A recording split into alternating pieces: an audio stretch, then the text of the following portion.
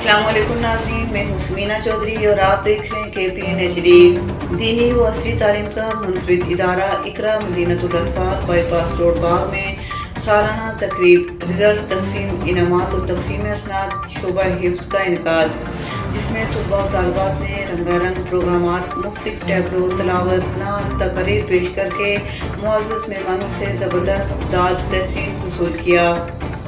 مہمان خصوصی خالد کھوکر نے بچوں کو خوبصورت رنگا رنگ تقریبات پیش کرنے پر مبارکباد پیش کی۔ معزز مہمان جناب محمد فرید خان نے بھی بچوں کو رنگا رنگ تقریبات پیش کرنے پر مبارکباد پیش کرتے ہوئے کہا کہ جو بچیاں حافظہ بن گئی ہیں، آگے ان کی تربیت کرنا، ان کی تعلیم مکمل کرنا ان کے والدین پر فرض ہے۔ اس کے علاوہ فرید حسین صاحب نے بھی یہ بھی کہا کہ میں گزشتہ کئی برس سے بیرون ممالک ہوں، لیکن عورت کا جو مقام، جو عزت ہمارے معاشرے میں ہے، جو ہمارے پاکستان میں ہے، ہمارے اسلام میں ہے، وہ کہیں بھی نہیں۔ اس کی وجہ سے ہم خوش نصیب ہیں۔ اس موقع پر انہوں نے یہ بھی کہا کہ ہم اس ادارے کی ہر ممکن مدد کریں گے۔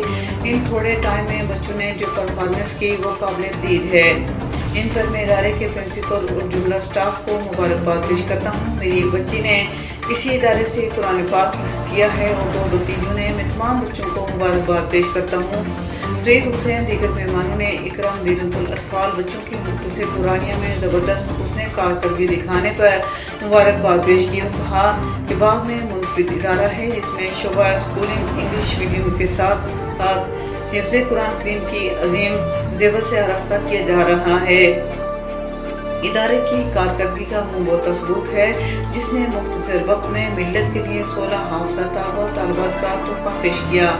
ادارے کے MD اور پورا سٹاف مبارکباد کا مستحق ہے۔ مزید نیوز اپڈیٹس کے لیے دیکھتے رہیے KPN HD۔